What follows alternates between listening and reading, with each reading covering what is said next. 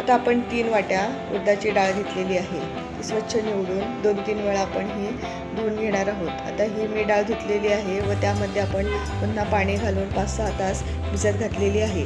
आता ही आपण डाळ भिजलेली आहे, त्यामध्ये 2 मिरच्या घातलेल्या आहेत व आपण ही डाळ बारीक अशी वाटून घेणार आहोत. आता ही आपली सर्व डाळ आहे ती मिरची घालून छानपैकी वाटून घेतलेली आहे. त्यानुसार मीठ घातलेलं आहे व आपण बिन पाणी घालता ही वाटलेली आहे. आता ही आपली पीठ तयार झालेलं आहे वड्याचं. आता 1 मिरची आणि 1 इंच आल्याचा तुकडा तोही आपण बारीक करून घेणार आहोत. त्यामध्ये थोडंसं मीठ घातलेलं आहे म्हणजे पेस्ट छान होते.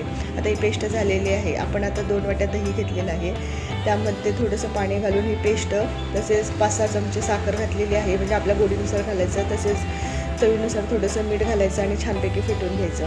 आता हे दही आपलं गोड तयार झालेलं आहे. एका भांड्यामध्ये आपण पाणी घेतलेलं आहे, त्यामध्ये पाव चमचा हिंग आणि पाव चमचा मीठ घालून पीठ करून घेतलेलं आहे. आता हे आपण एका बाउलमध्ये पाणी घेऊन पीठ टाकून बघितलं आहे. पीठ जर वरती आपलं तरंगलं तर छानपैकी झालेलं आहे असं समजावं. आता आपण हे वडे आहे ते तेलामध्ये छान तळून घेतलेले आहेत व आपण ह्या थंड केलेल्या पाण्यामध्ये आपण 5 मिनटं भिजवून घेणार आहोत. आता हे भिजत ठेवलेले वडे मी सर्व पिळून घेतलेले आहेत व सर्विंग डिशमध्ये घेऊन त्यावरती आपण गोड दही घालून घेतलेलं आहे. आता त्यावरती भाजलेले जिऱ्याची पावडर पाव चमचा, परत चाट मसाला पाव चमचा घातलेला आहे, वरून मिरची पावडर घातलेली आहे, गोड चटणी घालून घेतलेली आहे, तसेच आपण ही गार्निशिंगसाठी वरून बारीक शेव घातलेली आहे व आपण वरून पुन्हा कोथिंबीर घातलेली आहे. हे आता आपले दही वडे तयार झालेले आहेत. खूप अप्रतिम लागतात, तुम्ही ट्राय करा.